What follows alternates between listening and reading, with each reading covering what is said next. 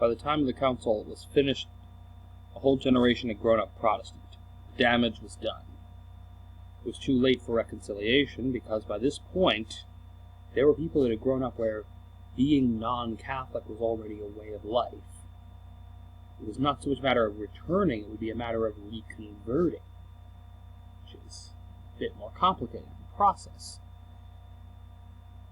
There to take up this complicated process was the Society of Jesus, otherwise known as the Jesuits, who were founded by St. Ignatius of Loyola, former Spanish militaryman turned cleric, who came up with the idea of a society of complete and utter devotion to Catholic dogma and the papacy.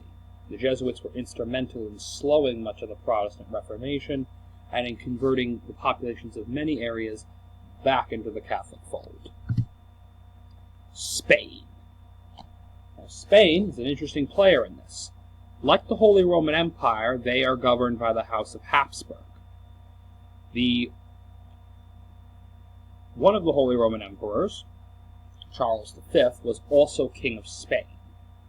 After Charles's death, Spain passes to a relative of his, Philip II. Now, before Philip comes to power, in 1492 the Reconquista ends. That's when Granada finally falls to Spanish hands, the last Muslim enclave in the Iberian Peninsula falls into the hands of Catholic Spain. But it's just that, Catholic Spain. Catholicism is the only common ground the various kingdoms that were united under the crowns of Aragon and Castile actually have. They don't have unifying cultures, they don't even speak the same language. Spanish, as we know it today, comes from Castile. The people of, for example,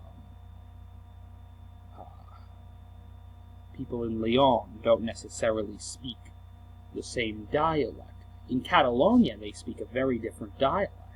In fact, to this day, the Catalonian language is still separate from Spanish. Just because you know Spanish does not mean you can speak Catalonian. And as a result of this, Spain is in a tenuous situation. Any threat to Catholicism threatens the unity of Spain, the very existence of a Spain. So, Spain sets out as fiercely Catholic. They already have a massive Inquisition, Spanish Inquisition, which is even more brutal than the official church-sanctioned Inquisitions of the High Middle Ages. Because routing out anything that isn't Catholic is essential to Spanish unity. Now, Philip II, who was incredibly devout in Catholicism, in fact, his palace, the Escorial, has more the atmosphere of a monastery than a palace. And Philip II is rather interesting because he was married to Queen Mary I of England, who was the daughter of Catherine of Aragon, a Spanish, you could say, noblewoman, and member of the House of Habsburg. And Mary is the descendant of Catherine, and she's very Catholic. She was raised Catholic. And Philip II marries her and is declared king in England, but in name only. When Mary dies, her sister Elizabeth takes control. And Elizabeth has no intentions of marrying Philip and giving him control over England, nor does she, because she is by law, because Catholics didn't recognize the ascension of Anne Boleyn as a legitimate wife of Henry VIII, she is considered essentially a bastard child. And as a result of that, she had no rights to the throne of England. Her only choice was that England would remain Anglican.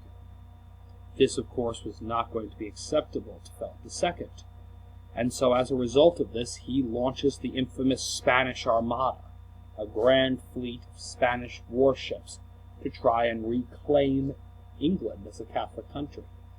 Unfortunately for Spain, and fortunately for England, the Armada never succeeds. A combination of well-placed coastal batteries, English fire ships, and an unfortunate storm ended up causing the demise of this fleet. In fact, The Anglicans took the storm as a sign of God's approval and called it the Protestant wind. Thank you all. I hope you all enjoyed your lesson. Please take some time to fill out the sheets included in this folder. Hope to see you in class where we can discuss this issue further. Goodbye.